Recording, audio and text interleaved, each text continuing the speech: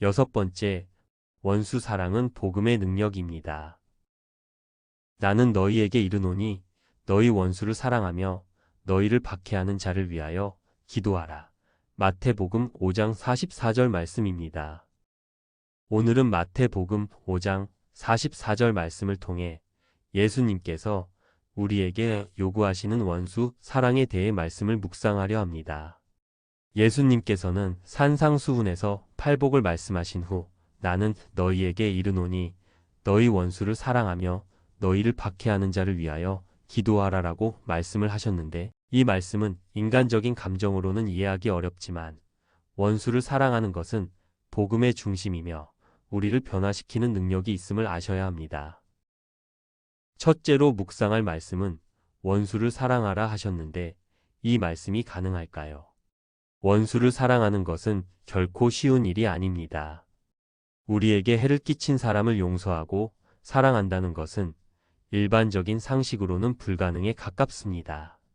분노가 있고 원망이 있고 복수심과 같은 강렬한 감정이 솟구치는데 어떻게 사랑할 수 있겠습니까? 그런데 말입니다. 예수님께서는 우리에게 복수의 감정까지도 극복하고 원수를 사랑하라고 명령하셨습니다. 예수님은 십자가 위에서 모두를 용서하시고 죽음을 맞이하셨지만 그 용서의 십자가, 사랑이 온 인류를 구원한 사실을 알기에 이 사실을 감당해야 할 것입니다. 둘째 묵상할 말씀은 그럼 원수를 사랑해야 하는 이유는 무엇일까요? 예수님께서 우리에게 원수를 사랑하라고 말씀하시는 이유는 다음과 같습니다. 하나님의 사랑을 본받기 위해서입니다. 하나님께서는 악인과 선인에게 햇빛을 비추시며 의로운 자와 불의한 자에게도 비를 내려주셨습니다. 이처럼 하나님의 사랑을 본받아 모든 사람을 사랑해야 하기 때문입니다. 이는 하나님의 자녀임을 증명하기 위해서이기도 합니다.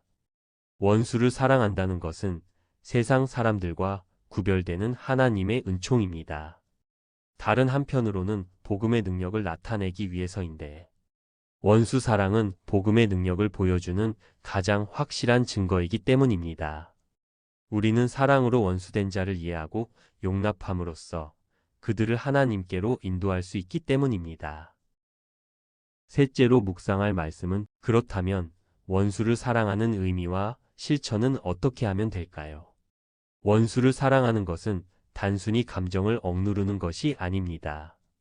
그것은 원수를 불쌍히 여기고 그의 구원을 위해 기도하며 그에게 선을 베푸는 것입니다. 원수를 사랑하는 것은 그를 변화시키고 관계를 회복함으로써 하나님의 사랑을 세상에 드러내는 것입니다. 그러므로 그를 위해 기도하며 축복하십시오. 선을 베푸십시오. 그를 용서하고 이해하십시오. 그렇다면 하나님은 우리를 통해 하나님의 사랑을 그에게 전해질 것이며 그를 통해 하나님의 사랑이 우리 마음속에 충만하게 임재하실 것입니다. 우리는 손양원 목사님의 원수 사랑을 실천하셨음을 잘 알다시피 두 아들을 죽인 자를 양아들로 삼고 그가 회심하여 복음을 전하는 삶으로 그 자손이 지금도 복음을 전하는 귀한 삶을 살아가는 것을 확인할 수 있기 때문입니다. 사랑하는 자여, 예수님께서 우리에게 요구하시는 원수 사랑은 쉽지 않지만 복음의 능력을 나타내는 가장 확실한 방법은 될 것입니다. 원수를 사랑함으로써 우리는 하나님의 자녀답게 세상을 변화시켜 하나님의 사랑을 세상에 전하는 복된 삶을 살아가시기를 소망하고 축복합니다. 아멘.